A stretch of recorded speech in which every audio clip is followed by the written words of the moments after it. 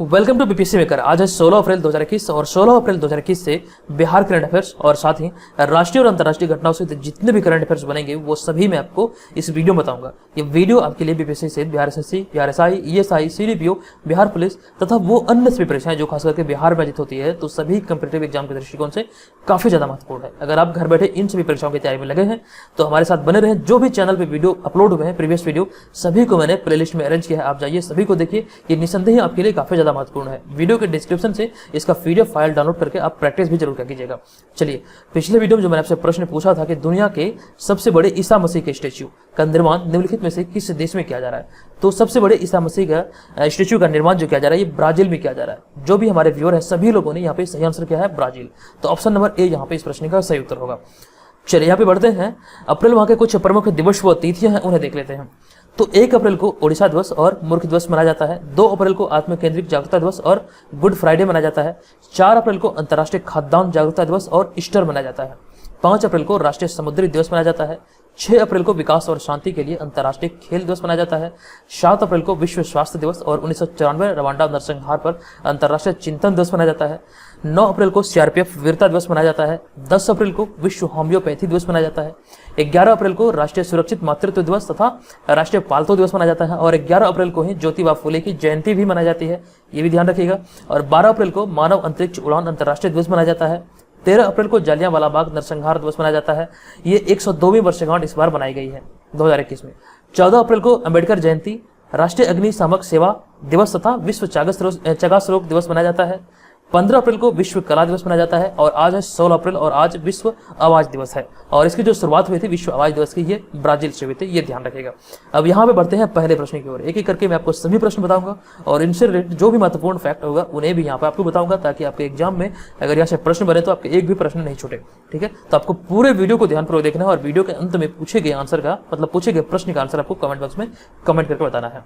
चलिए, पहला प्रश्न है कि बिहार में अब सॉफ्टवेयर से चकबंदी शुरू करने के लिए निम्नलिखित में से किस जिले से पायलट प्रोजेक्ट की शुरुआत की गई है। तो इस प्रश्न का सही उत्तर होगा पायलट प्रोजेक्ट की जो शुरुआत हुई है चकबंदी शुरू करने के लिए ये कैमूर जिले से हुई है। ऑप्शन नंबर ए यहाँ पे इस प्रश्न का सही उत्तर होगा।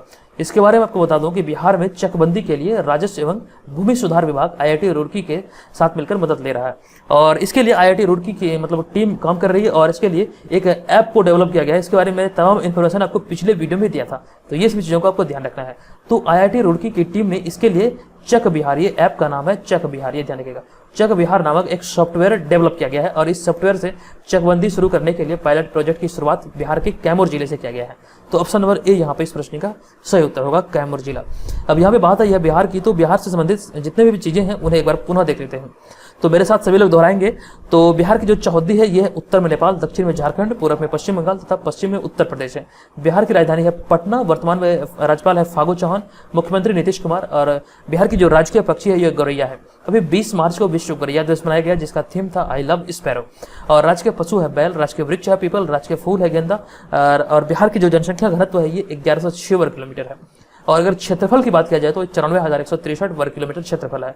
और यहाँ पे मैं बता दूं कुछ इन्फॉर्मेशन कि जब झारखंड राज्य का बंटवारा हुआ था बिहार से, यानी कि 15 नवंबर 2000 ईस्वी को जब झारखंड विभाजित हुआ था यहाँ से बिहार से, तो कुल सम्मिलित भूभाग का 46% भूभाग को लेकर के झारखंड राज्य का निर्माण हुआ था। और झारखंड के पहले मुख्यमंत्री बाबूलाल मरांडी है, इन्हें भी ध्यान रखिएगा। और बिहार की प्रथम राजभाषा की अगर बात किया जाए तो हिंदी प्रथम राजभाषा है, द्वितीय राजभाषा उर्दू है। और बिहार में विधान परिषद की 75 सीटें हैं, लेकिन विभाजित होने से पहले ये 96 सीटें थी, ये ध्यान रखिएगा। विधानसभा की 243 सीटें, राज्यसभा की 16 तथा लोकसभा की 40 सीटें हैं। और बिहार की जो राजकीय चिन्ह है ये 2 स्वास्तिक के बीच में ये बौद्ध वृक्ष बिहार का राजकीय चिन्ह है, ये आपको ध्यान रखना है। इतनी सारी चीजें आपके लिए काफी ज्यादा महत्वपूर्ण है, यहाँ से प्रश्न बनेंगे। चलिए अब दूसरे प्रश्न में चलते हैं। 7 निश्चय योजना पार्ट 2, यानी कि 7 निश्चय योजना 2 के तहत हर खेत को पानी योजना में पटना जिले को पूरे राज्य में कौन सा स्थान मिला है। तो पटना जिले को पूरे राज्य में तीसरा स्थान मिला है, ये ध्यान रखिएगा। ऑप्शन नंबर सी यहाँ पे इस प्रश्न का सही उत्तर होगा, तीसरा स्थान मिला है।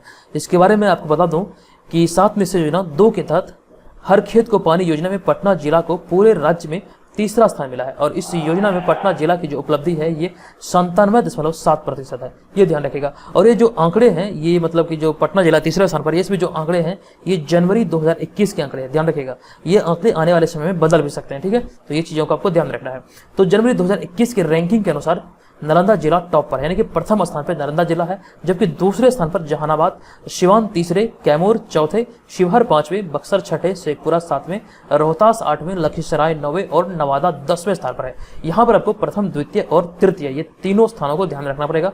प्रथम स्थान पर है नालंदा जिला, द्वितीय स्थान पर है जहानाबाद तथा पटना तीसरे स्थान पर है।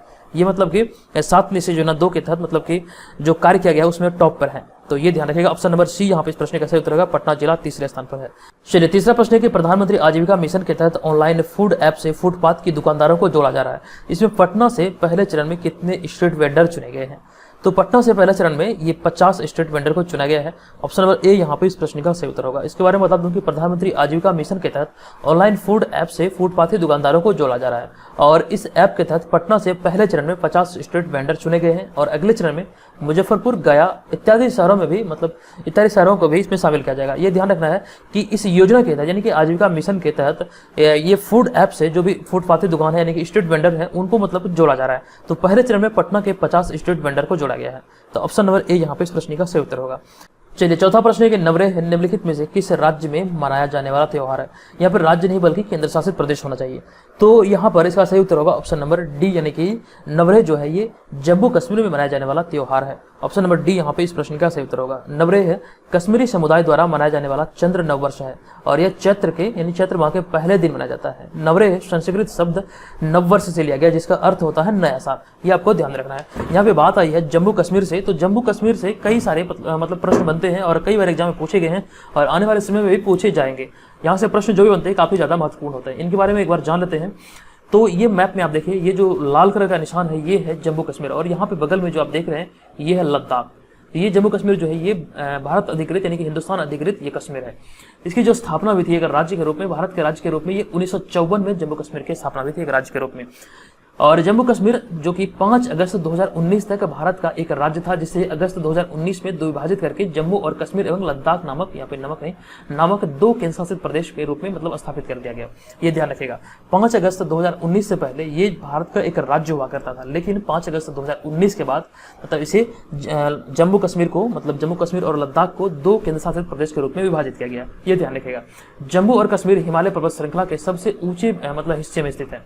जम्मू कश्मीर की जो शीतकालीन राजधानी हुआ करती थी, मतलब जब ये राज्य था तो उस समय जम्मू कश्मीर की शीतकालीन राजधानी जम्मू हुआ करती थी और वहीं पर कश्मीर में स्थित श्रीनगर कश्मीर के गर्मी के मौसम में राजधानी होती थी। ये ध्यान रखना है। और यहाँ पर एक महत्वपूर्ण तथ्य ये एग्जाम में आपसे पूछे जाएंगे। जम्मू कश्मीर को विशेष राज्य का दर्जा दिलाने के लिए अनुच्छेद 370 के प्रावधानों को 5 अगस्त 2019 को खत्म किया गया था।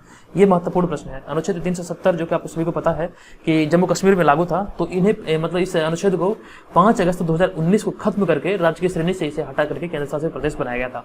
तो इतनी सारे महत्वपूर्ण इन्फॉर्मेशन को आपको यहाँ पे याद रखनी है। अब बढ़ते हैं यहाँ पर 5वें नंबर प्रश्न पे कि हाल ही में बिहार के किस व्यक्ति को बिहार बैडमिंटन संघ के अध्यक्ष के रूप में नियुक्त किया गया है? तो बिहार के किस व्यक्ति को बिहार बैडमिंटन संघ के अध्यक्ष के रूप में नियुक्त किया गया? इस प्रश्न का सही उत्तर होगा ऑप्शन नंबर बी, यानी कि अब्दुल बारी सिद्दीकी। इस प्रश्न का सही उत्तर होगा ऑप्शन नंबर बी। हाल ही में बिहार राज्य बैडमिंटन संघ के वार्षिक बैठक का गठन किया गया और नई कमेटी में अब्दुल बारी सिद्दीकी को अध्यक्ष बनाया गया है। तो ऑप्शन नंबर बी यहाँ पे इस प्रश्न का सही उत्तर होगा। चलिए 6वां नंबर प्रश्न है कि हाल ही में इंडो पैसिफिक ओशन इनिशिएटिव पहल में निम्नलिखित में से कौन सा देश शामिल होने का फैसला किया है?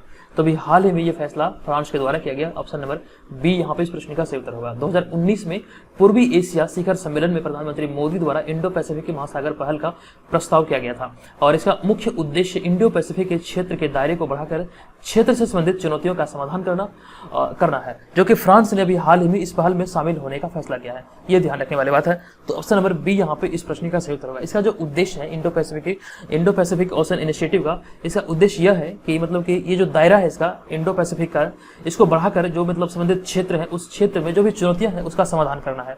और इस मतलब कि इसमें शामिल होने का भी हाल ही में जो मतलब कि फैसला लिया गया है ये फ्रांस के द्वारा लिया गया है। तो ऑप्शन नंबर बी यहाँ पे इस प्रश्न का सही उत्तर होगा। अब यहाँ पे बात आई है फ्रांस की, लेकिन उससे पहले मैं आपको बता दूं कि दोस्तों अगर आपको इस वीडियो से हेल्प मिल रही है तो वीडियो को जरूर लाइक कीजिए। पिछले वीडियो में जो मैंने आपसे टारगेट दिया था 300 लाइक का, आप लोगों ने बखूबी 300 लाइक पूरा किया है। तो इस वीडियो में भी मुझे 300 लाइक चाहिए, हर हाल में मुझे 300 लाइक चाहिए। अगर आपको लगे कि सच में वीडियो आपके लिए हेल्पफुल है तो प्लीज आप वीडियो को लाइक जरूर कीजिए। आप वीडियो को लाइक कीजिए, कमेंट कीजिए, इससे हमारा मोटिवेशन काफी ज्यादा बढ़ता है। जब आप लाइक और कमेंट करते हैं तो जो यूट्यूब चैनल है ये काफी ज्यादा और भी व्यूअर के पास रिकमेंड होती है। चलिए यहाँ पे बात आई है फ्रांस की। तो फ्रांस से संबंधित कई सारी चीजें ऐसी है जिन्हें आपको ध्यान रखना चाहिए। यहाँ पर आप देख सकते हैं ये राष्ट्रीय ध्वज है फ्रांस का, और फ्रांस जो है ये पश्चिमी यूरोप में स्थित एक देश है। क्षेत्रफल की दृष्टि से यह यूरोप महाद्वीप का सबसे बड़ा देश है, जो उत्तर में बेल्जियम, लग्जमबर्ग और पूर्व में जर्मनी, स्विट्जरलैंड, इटली, दक्षिण पश्चिम में स्पेन, पश्चिम में अटलांटिक महासागर, दक्षिण में भूमध्य सागर तथा उत्तर पश्चिम में इंग्लिश चैनल द्वारा घिरा हुआ है। तो ये ध्यान रखना है आपको। ये पश्चिमी यूरोप में स्थित एक देश है जो कि यूरोप महाद्वीप का सबसे बड़ा देश है, और इस प्रकार यह 3 ओर से सागरों से घिरा हुआ है और यूरोपीय संघ का सदस्य है ये। और फ्रांस की राजधानी है पेरिस, और यहाँ के राष्ट्रपति जो है ये इमैनुअल मैक्रोन है, और प्रधानमंत्री है एडवर्ड फिलिप। ये आपको ध्यान रखना है।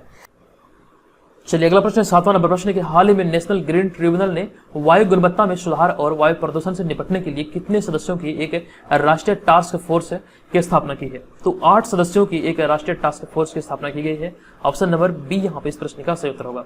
इसके बारे में आपको डिटेल जानकारी दे दूं कि अभी हाल ही में नेशनल ग्रीन ट्रिब्यूनल ने वायु गुणवत्ता में सुधार और वायु प्रदूषण से निपटने के लिए 8 सदस्यों की एक राष्ट्रीय टास्क फोर्स की स्थापना की है। ये ध्यान रखिएगा। और यहाँ पर एक महत्वपूर्ण आंकड़ा है कि ये ध्यान रखिएगा, जो भारत में प्रति वर्ष लगभग 1.5 मिलियन लोगों की मृत्यु का कारण बनती है, यानी कि वायु प्रदूषण, यानी कि वायु की जो गुणवत्ता है जो नीचे स्तर पर है, जिस वजह से भारत में हर वर्ष मतलब प्रति वर्ष 1.5 मिलियन लोगों की मृत्यु का कारण बनती है। और इसकी अध्यक्षता पर्यावरण और वन मंत्रालय के सचिव द्वारा भी की जाएगी। तो ये ध्यान रखना आपको। तो ऑप्शन नंबर बी यहाँ पे इस प्रश्न का सही उत्तर होगा। 8 मतलब सदस्यों का एक टास्क फोर्स का स्थापना किया गया है। चलिए 8वां नंबर प्रश्न की हाल ही में संयुक्त अरब अमीरात के मोहम्मद बिन राशिद स्पेस सेंटर ने 2024 के बजाय 2022 तक चंद्रमा पर एक मानव रहित यान से रोवर भेजने के लिए किस देश की आइस स्पेस की कंपनी के साथ साझेदारी कर रहा है? आइस स्पेस की कंपनी के साथ साझेदारी कर रहा है। तो इसका सही उत्तर होगा ऑप्शन नंबर बी, ये जापान के साथ साझेदारी किया जा रहा है। इसके बारे में आपको कंप्लीट इन्फॉर्मेशन दे दूं कि हाल ही में संयुक्त अरब अमीरात के मोहम्मद बिन राशिद स्पेस सेंटर के अनुसार वह चंद्रमा पर 2024 के बजाय 2022 में एक मानव रहित यान से रोवर भेजने के लिए जापान की आइस स्पेस कंपनी के साथ साझेदारी कर रहा है। ये कंपनी जापान की है, ये ध्यान रखिएगा। जापान की आइस स्पेस कंपनी के साथ ये साझेदारी किया जा रहा है अभी हाल ही में। और संयुक्त अरब अमीरात द्वारा निर्मित यह रोवर चंद्र मिट्टी, धूल, रेडियोधर्मिता, विद्युत गतिविधियों और चट्टानों के गुणों का विश्लेषण करने के लिए अत्याधुनिक तकनीकों जैसे कि उन्नत गति प्रणाली, 3D कैमरा, माइक्रोस्कोप कैमरा आदि से लैस होगा। ये आपको ध्यान रखना है। तो इसमें जो सहायता दिया जा रहा है, जो कंपनी का साझेदारी किया गया है, ये जापान की मतलब कंपनी के साथ साझेदारी किया गया है। तो ध्यान रखिएगा, ऑप्शन नंबर बी यहाँ पे इस प्रश्न का सही उत्तर होगा। यहाँ पे बात आई है जापान की, तो जापान से संबंधित चीजों को देख लेते हैं। ये जो इमेज में आप देख सकते हैं, ये जापान का राष्ट्रीय ध्वज है। जापान एशिया महाद्वीप में स्थित एक देश है। जापान 4 बड़े और अनेक छोटे छोटे द्वीपों का समूह है। यह एशिया द्वीप के पूर्वी समुद्र तट यानी कि प्रशांत महासागर में स्थित है, और इसके निकटतम पड़ोसी देश चीन, कोरिया तथा रूस है। जापानी अपने देश को निप्पॉन कहते हैं, जिसका अर्थ होता है सूर्योदय का देश। और जापान की राजधानी है टोक्यो। यहाँ पे अगर प्रमुख धर्म की बात किया जाए तो जापान में प्रमुख धर्म है बौद्ध धर्म, जहाँ पर 96% जो आबादी है ये बौद्ध धर्म के अनुयायी है। और राजभाषा की बात किया जाए तो जापान की राजभाषा है जापानी, और सम्राट अभी वर्तमान में है नारुहितो। प्रधानमंत्री है योशिहिडे सुगा, और विधानमंडल यहाँ की जो ये कई बार एग्जाम में पूछा गया है। तो यहाँ की जापान की जो विधानमंडल है ये राष्ट्रीय डाइट कहलाती है। तो इन सारी चीजों को आपको ध्यान रखना है। चलिए आगे बढ़ते हैं, लेकिन उससे पहले आपको बता दूं कि अगर आप 67वीं बीपीएससी और बीपीएससी सीडीपीओ की तैयारी में लगे हैं तो इस टेस्ट सीरीज को ज्वाइन करके आप अपनी तैयारी को बेहतर बना सकते हैं, अपनी तैयारी का आकलन कर सकते हैं, और यहाँ से बहुत सारी चीजें सीख सकते हैं। जो मटेरियल आपको मिलेगा ये आपके प्री एग्जाम के लिए काफी ज्यादा मतलब हेल्पफुल होगा। यहाँ पर आप डेमो पीडीएफ के लिए इस वीडियो के डिस्क्रिप्शन में एक व्हाट्सअप नंबर दिया गया है, उस पर हमें मैसेज कीजिए और इसके बारे में तमाम इन्फॉर्मेशन लीजिए। और ये जो है केवल 399 रुपये में आपको यहाँ पर उपलब्ध कराया जाता है। यहाँ पर आपको 50 प्रैक्टिस पेपर, जो कि ये दोनों परीक्षाओं के लिए है, बीपीएससी सीडीपीओ और 67वीं बीपीएससी के लिए। यहाँ पर आपको सभी प्रश्न एक्सप्लेनेशन सहित मिलेगा। यहाँ पर आपको 1 वर्ष के लिए करंट अफेयर्स मिलेगा। ये सभी चीजें जो आप यहाँ पे स्क्रीन पर देख रहे हैं, ये सभी चीजें अच्छी क्वालिटी का आपको यहाँ पर इस ग्रुप के अंतर्गत प्रोवाइड किया जाता है। तो आप में से जो लोग भी इसे ज्वाइन करने के इच्छुक हैं जरूर ज्वाइन कीजिएगा। चलिए बढ़ते हैं नेक्स्ट प्रश्न पे। 9वां नंबर प्रश्न है, हाल ही में पोषण ज्ञान निम्नलिखित में से किसके द्वारा लॉन्च किया गया है? तो अभी हाल ही में पोषण ज्ञान जो लॉन्च किया गया है ये नीति आयोग के द्वारा लॉन्च किया गया है। ऑप्शन नंबर सी यहाँ पे इस प्रश्न का सही उत्तर होगा। हाल ही में नीति आयोग ने बिल और मेलिंडा गेट्स फाउंडेशन एवं अशोका यूनिवर्सिटी के सामाजिक एवं व्यवहार परिवर्तन केंद्र के साथ मिलकर पोषण ज्ञान की शुरुआत की है।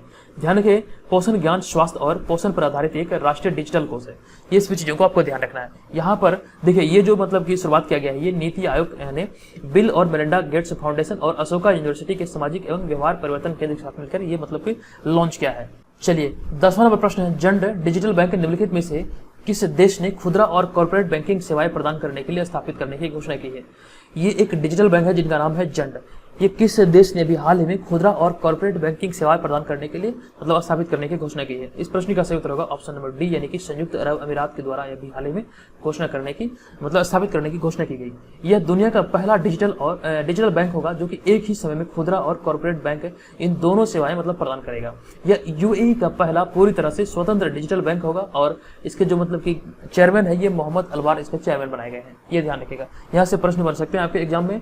ये यूएई का पहला ऐसा बैंक है जो कि मतलब पूरी तरह से डिजिटल होगा और ये दुनिया का पहला ऐसा बैंक है जो मतलब कि एक ही समय में खुदरा और कॉर्पोरेट दोनों सेवाएं प्रदान करेगा। तो ये संयुक्त अरब अमीरात के द्वारा ये पहल शुरू किया गया है। तो ऑप्शन नंबर डी यहाँ पे इस प्रश्न का सही उत्तर होगा।